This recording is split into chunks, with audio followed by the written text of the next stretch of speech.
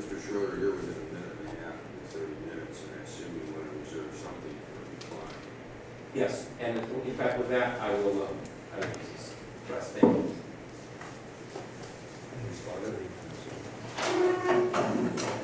When your honors, please the court, Phil Greer for Nguyen. In reviewing the briefs and papers, there's been no evidence provided by the appellant that demonstrated there was any error on the part of the registrar of voters in conducting the recount.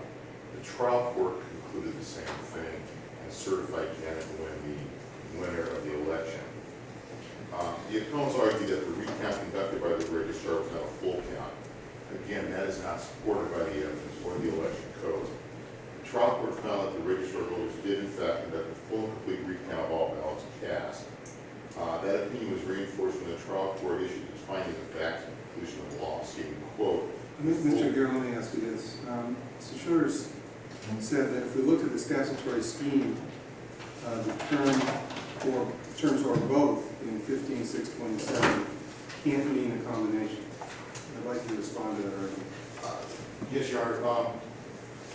15.627 provides that a voter requesting a recount has options. You can have it done by a manual recount, by the method of the means originally used, or both. And or both means it can be a combination. If you look at Webster, if you look at what or both means, it means a combination.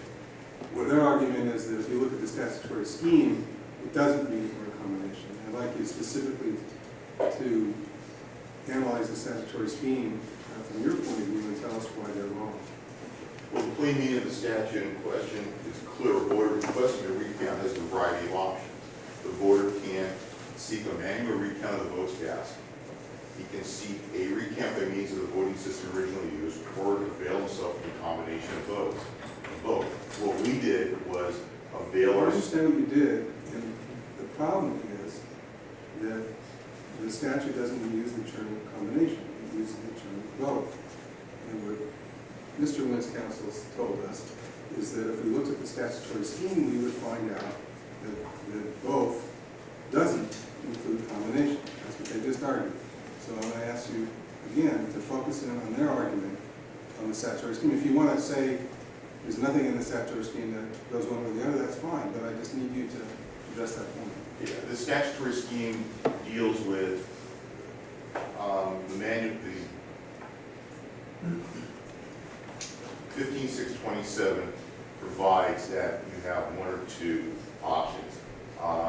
The other code section provides that if in fact you choose to have a manual recount of the electronic votes that were cast, you then have to provide and follow that process.